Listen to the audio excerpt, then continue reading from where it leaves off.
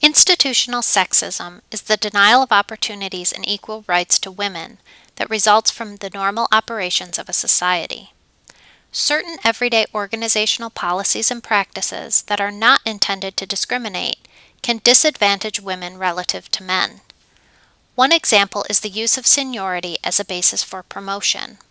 Who's been employed at the organization longer, all else being equal.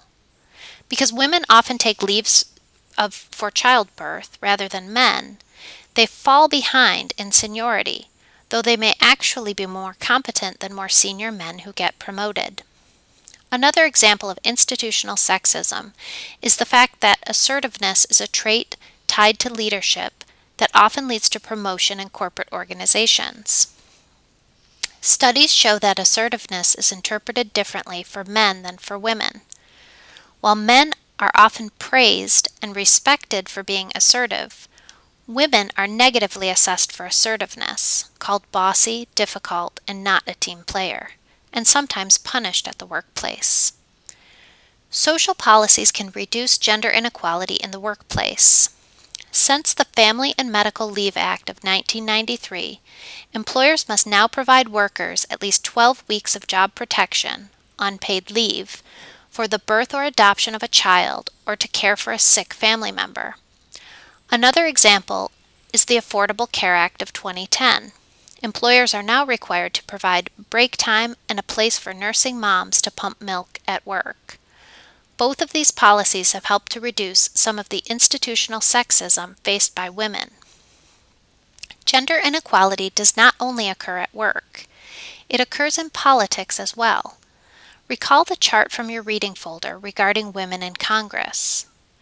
Though the number of women in Congress has grown dramatically in the last half-century, women are still incredibly underrepresented in the most important governing bodies in the U.S.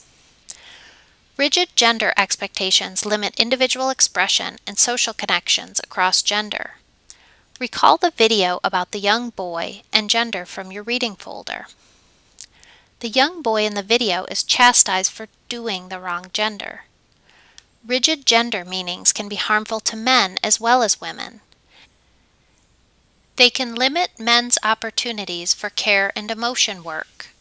For example, in child custody battles, it is often men that lose out due to norms about which parent is naturally capable of raising a child. Similarly, studies demonstrate that women receive more emotional support from their networks of friends and family than men. Men tend to rely almost exclusively on their spouse or partner for emotional support, while women often have a greater number of supportive social relationships outside their marriage. Because of this fact, evidence shows that men are much more likely to be emotionally depressed and even more likely to commit suicide after divorce than women.